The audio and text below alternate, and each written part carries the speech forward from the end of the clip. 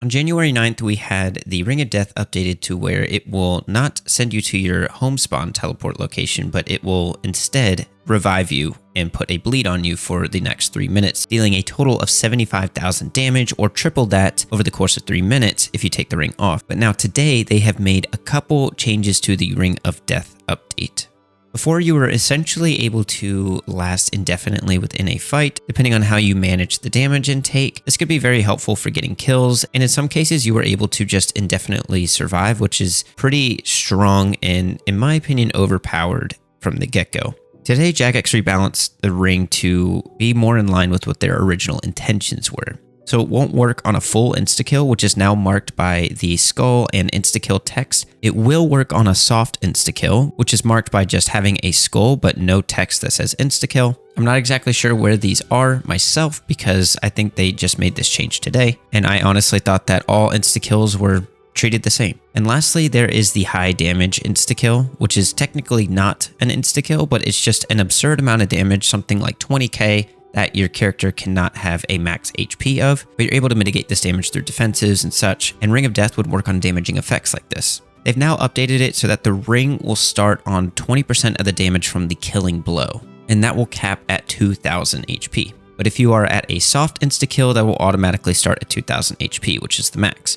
The intention of this is to make it so that you have a little bit of extra time to either finish the kill or to have more reaction time to get out of an encounter that you're able to get out of. Now, a lot of people would disagree with these changes, and I can see why, because the Ring of Death actually felt really good when they updated it. But in my personal opinion, it felt way too strong. It almost made it so, like I was mentioning in the intro, that you almost couldn't die in situations if you managed the damage correctly. That may sound fair to some people. I think it can sound fair in some situations, but when it trivializes bosses that are supposed to be very endgame and very difficult, then I think that's where it starts to become a problem. Something that the Ring of Death would do is it would reset the effect every single phase in Telos, which really shouldn't be intended because Telos is supposed to be one of the hardest solo-only bosses within RuneScape 3. That could be debated whether or not it's supposed to be difficult at lower ranges versus 4K, but at the same time, it's still considered the hardest solo boss. Another point that I've heard mentioned is that you already can't teleport out of these situations, and for instances where you're not allowed to teleport out, I think that is an intended form of difficulty that should be like an accepted restriction, I guess. I don't know how to word that exactly.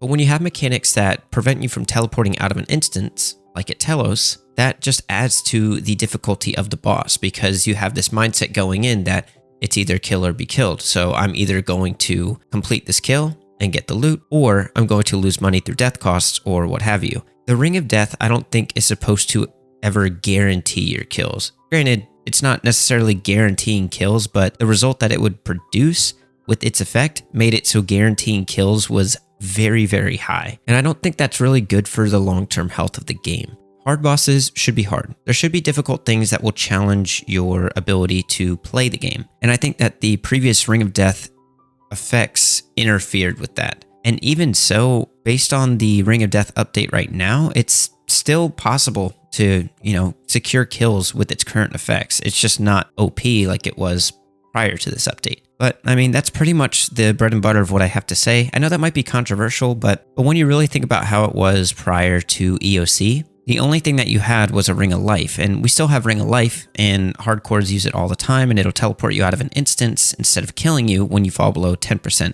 HP, assuming it's not a fatal blow. Combat should have that risk factor, and kind of eliminating that risk factor makes combat sort of bland, in my eyes. That could be very disagreed upon, but that is my personal opinion. I die a lot, I hate it, but it's also something that makes a kill feel more rewarding when I actually get a kill or when I get a big drop. It's all that grueling effort that it took me to get to that point is what makes the reward very worth it. And I kind of detracted from my point, but prior to EOC, prior to the Ring of Death, prior to, the death cost rework, dying was dying, and dying meant you failed your kill, you forfeited your chance to get a drop. Prior to the death cost rework, the initial one, you would lose your stuff, and then it turned into gravestones, and then gravestones turned into our current system, and then when they updated the death cost system on the 9th, now it's a reduced system, so it doesn't set you back a lot, which I like where it's at today. All these things are very forgiving coming from